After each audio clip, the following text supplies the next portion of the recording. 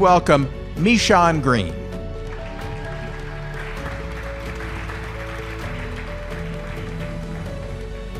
Good afternoon. I am so thrilled to be here at the University of Central Oklahoma this afternoon. I can't bring myself to say to be back here at UCO because I have been a part of the UCO community in one form or another since I graduated from high school. So even though I left here a few months ago to explore other professional opportunities, UCO is home. And so I'm so excited to be back amongst friends and family. I want to take a moment to thank Jared Jobe for today's invitation. It is so funny. When he brought to the attention of Christy Moore and I this idea of this program late last spring, early summer, I never imagined that I would be on the stage. I did not submit my name. But I am glad for the invitation, and I'm happy to share some of my thoughts on inclusivity. Like I said, I have been a part of the UCO community in one form or another since I graduated from high school. Myself and two of my best friends decided to come to UCO. It was close enough to home, to where we can go home on the weekends and get a hot meal and wash our clothes for free, but far enough away to where we felt like we were going away to college. And to say that we grew and thrived and developed during our time here at UCO would be an understatement. Everything from being challenged in our classes to the lifelong friendships we made in our student organizations and living in the residence halls to trying to duck and dodge Barry Lofton before he put us to work. All these things really contribute to who we are now. But we brought a lot of who we were to the University of Central Oklahoma. And that was especially the case for my best friend, Dee. Oh. This is Dee and I in the residence halls. Dee and I have known Dee since I was 12 years old. And Dee, she is just Dee through and through. She's extremely intelligent. She is very witty, and she has a heart of gold. And she is also fiercely, boldly, and unapologetically committed to bringing to the forefront conversations centered on race. She always has been. For example, I bet that Dr. Roz Miller does not know that during our sophomore year in her Fundamentals of Speech class, Dee vowed that every one of her presentations would incorporate an aspect of slavery. It didn't matter if she was talking about fashion or eating in the student cafeteria. Somehow she did it seamlessly. And even most recently, she graduated from UCO. She graduated from UCO's nursing program, and she's currently a nurse. She works from 7 p.m. to 7 a.m. And so most recently, she was leaving work, and her colleagues, they were going out to breakfast, and they wanted her to join them. And like I said, everyone loves Dee. And so they were trying to convince her to come, but she was tired and she wanted to go home. But they had the fact that they knew was going to convince her to go. Dee, they said, we're going to a restaurant that's been open since 1918. And without skipping a beat, she says, why would I go there? My people weren't even allowed there a few years ago. Yep, that's Dee. She has expectations that we should consider race in most situations. She's dedicated to the topic. She's continuing studying and learning and evolving. And because of these things, you cannot question her commitment. And these are some of the same elements we should consider when thinking about inclusivity within our organizations. We should be clear on setting our expectations. We should be dedicated to learning so we can be inclusion champions in all spaces. And because of these things, there should be no question of our commitment, either externally or internally. Let's first talk about expectations. When I say diversity, equity, inclusion, equality, these are all different terms that are part of the same family of inclusivity. let's do a little crowd participation, okay? So I'm going to ask a question, and you can shout back to me your answers, and you can just say them simultaneously. Why do we have such an emphasis on inclusivity? Y'all supposed to shout back y'all answers.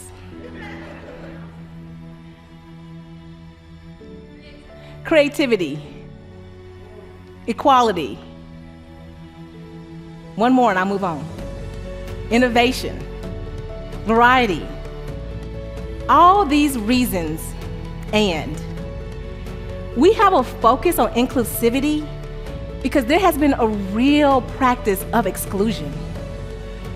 There have been whole communities that have been excluded from the conversation, excluded from the opportunity, excluded from the possibilities, excluded from access. And so if we want to have real, authentic, honest, progressive conversations, inclusivity, then we have to root our work in that fact. And so it's impossible for us to have conversations on inclusivity without having conversations on equity and diversity and belonging. And once we make that decision, then we have to decide in our organizations, where are we and where do we want to be? This is a model from the BCW. In this model, the Diversity, Inclusion, Maturity model, and models like that, like this, are great conversation starters.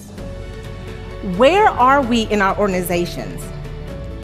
Are we in a space of unawareness when there's no desire for, in the organization or the leadership, to address diversity and inclusion?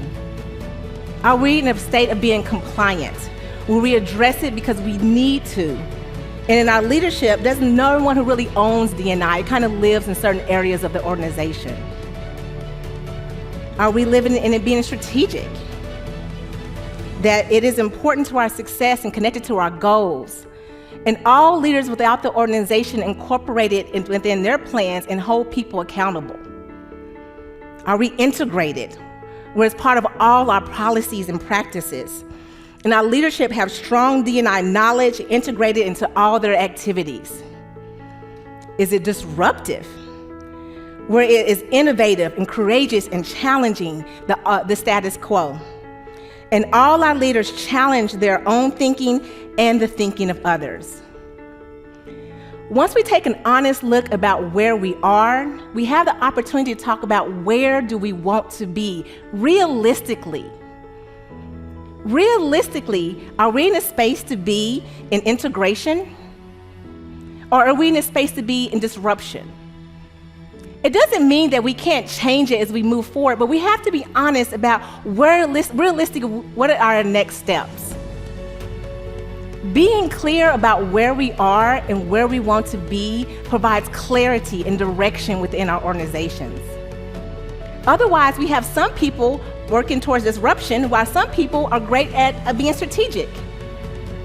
And that misalignment causes confusion and makes what's already a difficult work even that much harder.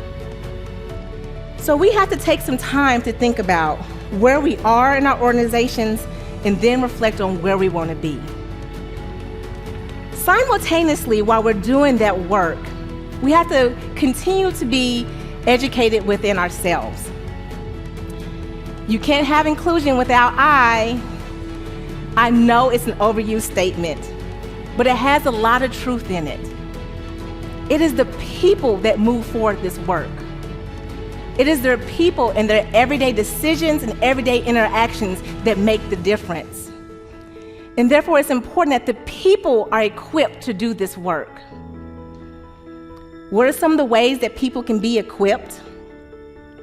We can be dedicated to learning about the culture and history and realities of different people. We can continue to think about our own beliefs and ideas and how that impacts the way we view the world. And we can use that knowledge to move into action and say, we are committed to being inclusion champions in every space that we're in. If you are like me, then the idea of learning about all those different cultural groups and histories and realities, that's a lot. And so I've just resolved that it's going to be a lifelong process. I'm always going to be learning. And in order to do that, I know I have to remain curious, genuinely curious, to know that history, those stories, and the ramifications of it. I have to practice cultural humility, meaning that many times when we hear those stories and interact in different cultures, we try to find the similarities because it helps us make sense. It helps to demystify it. But when we're practicing inclusion, we suspend that and we accept those realities as truths and we absorb it as such. And we do all of that with empathy.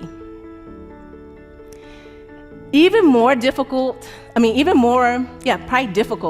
than doing the work of learning about other cultural groups, as important as it is so we can have a greater understanding of the why behind this work, is doing the work to learn more about ourselves and our beliefs and ideas and the way that it impacts the way that we show up in this world.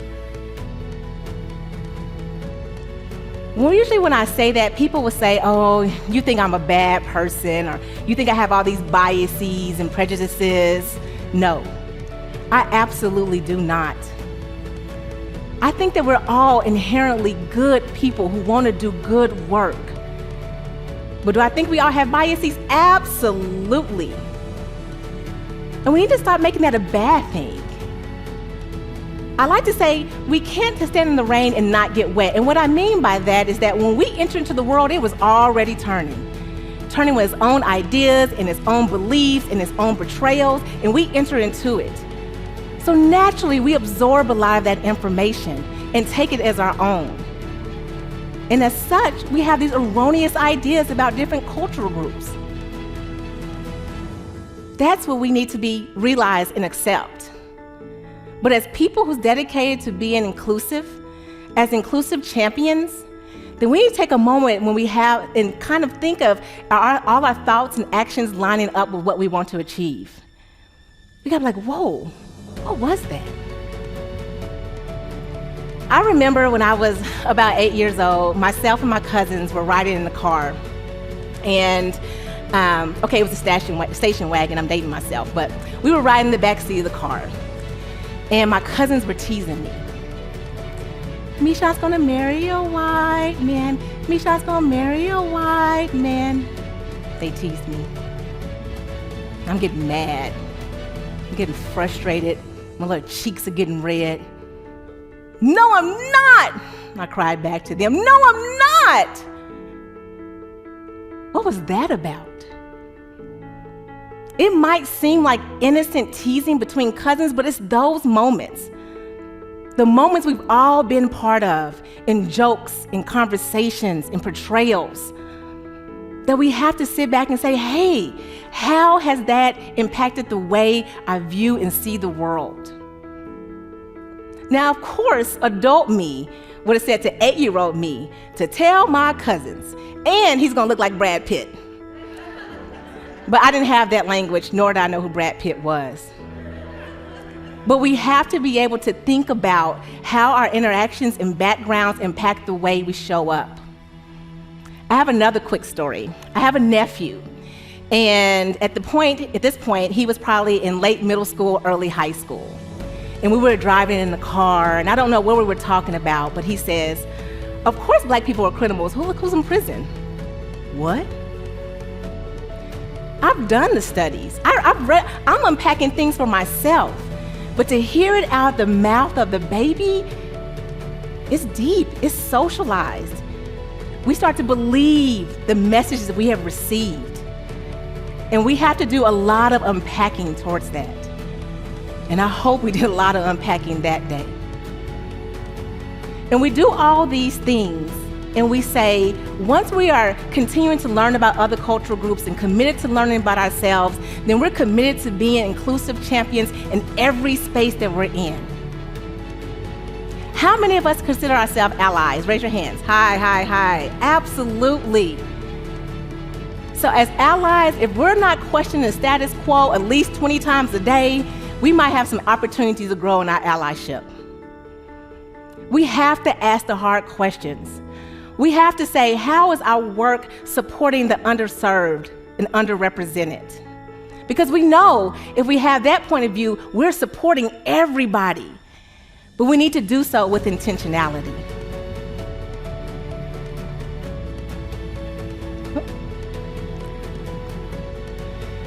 So once we have set our expectations within our organizations and we're committed to learning about ourselves, then that work combined, intertwined to our organizations, no one will question our commitment, externally or internally. There's no silver bullet to this. There's not one program or two programs or three programs. We won't be done in 2 years or 3 years, or maybe not even 10. But we stay committed, daily, moment by moment. And if we do so, then we can make real change that has real implications for today and for generations to come.